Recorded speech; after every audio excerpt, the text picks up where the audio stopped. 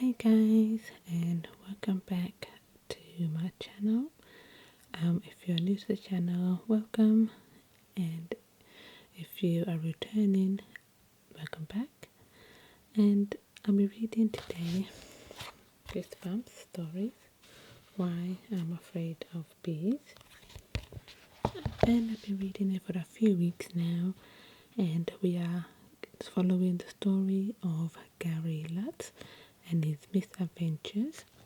So guys, we shall see how we get on with that now. And as a reminder as well, I am a dyslexic reader. I've never been very fond of reading, but I always had a passion for books.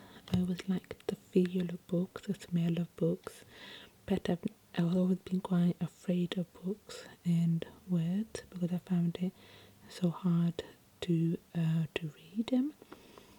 But I challenged myself and I wanted to read books, and this is why I'm doing it. And so let's see how we get on. We have read quite a few chapters so far. We are on chapter 18 now, and we shall see how we get on now. Find the page. Right, chapter 18. So in the last chapter we left Gary Luts on the windowsill, and his sister Kathy was going to swat him with a fly swatter. So let's see how he gets on in this one. Okay. Stop, Cassie. Stop, Cassie, I screamed. Stop. You're squashing me. With a strangled gasp, I hopped off the counter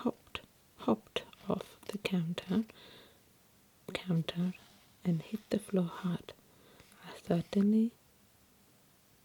struggled dazedly to my feet. Now I started to get angry. Why did Cassie have to be so bloodthirsty? Couldn't she just open a window and shoo me out? Buzzing weakly, I floated up off the floor, regaining my strength. I began darting wildly around the room, crashing into the walls and cupboards to show Cassie how upset I was.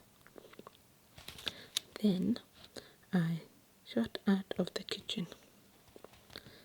In a rage, I headed up the stairs to my room. If my sister wouldn't help me, I'd get someone else to help, namely the new Gary. In the morning sun, the morning sun was high in the sky, but Gary was still sound asleep in my bed.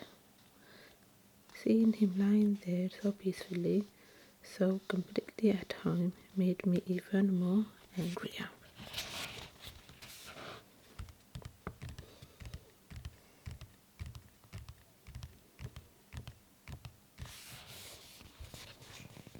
Wake up, you slug. I buzzed at him. He didn't move. His mouth hung open as he slept, making him look like a real jerk. Yuck, what a creep. I was sure my mouth never hung open when I slept. I decided to take action. I landed on Gary's head and started walking around on his face. I was sure my little insect legs would tickle him and wake him up. Nothing. He didn't move. Even when I leg up his nose. Gary slept without stirring. Why is he so naked? I wondered. Has he been wearing out my body? Furious, I ran across Gary's face and climbed down through his hair. Then I crawled onto his ear. Buzz! I shouted so loudly as I could. Buzz! Buzz! Buzz! Incredibly, as it seemed, the new Gary didn't even budge. Just my luck. Derek Davis was turning out to be the world's noisy, soundest sleeper. I sighed and gave up. I crawled off Gary's ears and flew around my old room, gazing down at my bed, my dresser, my computer. My computer? I cried excitedly. Maybe I could put a message on the screen. Maybe I could tell my parents what has happened to me. I swooped down to the computer, buzzing eagerly.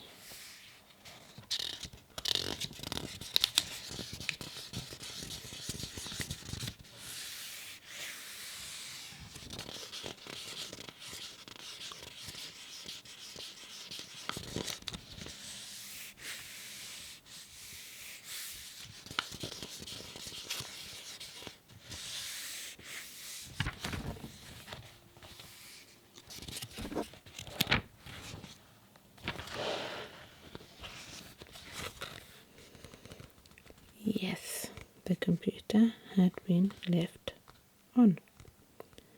What luck.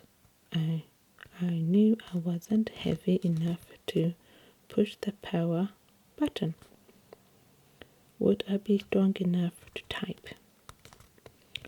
A blinking cursor on the blank screen greeted me, my heart pounding. I lowered myself to the keyboard and started hopping around on the letters. Yes, I was heavy enough to make the keys go up and down. I paused, resting on the RXV key.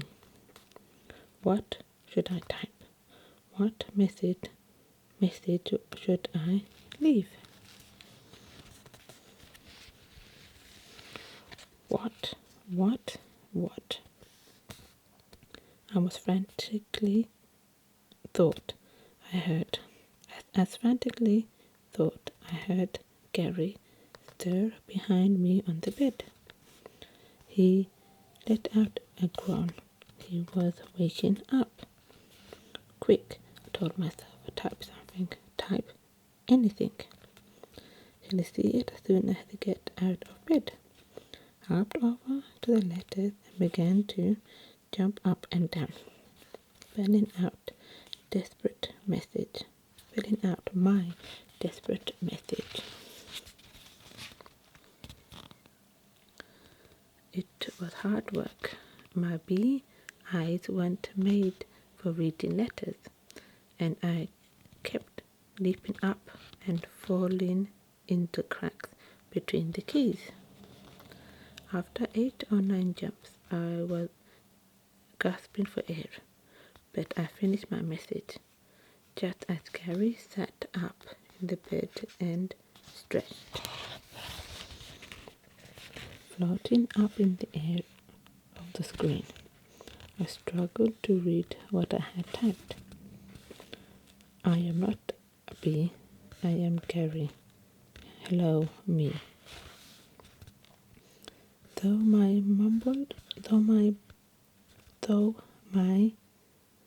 blurred vision, I saw that I missed out P in hello and hit the O instead.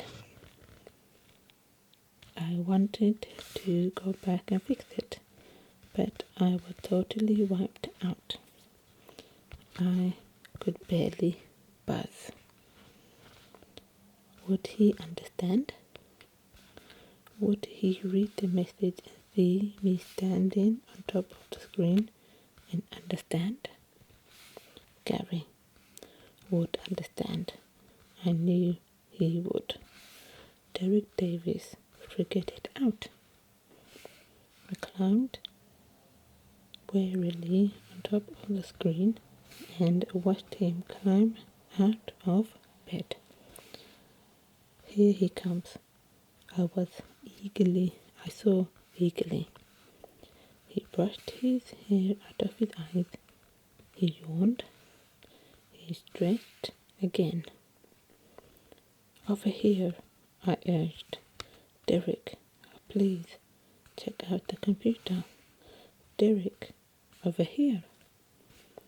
He picked up a crumpled pair of jeans off the floor and pulled them on.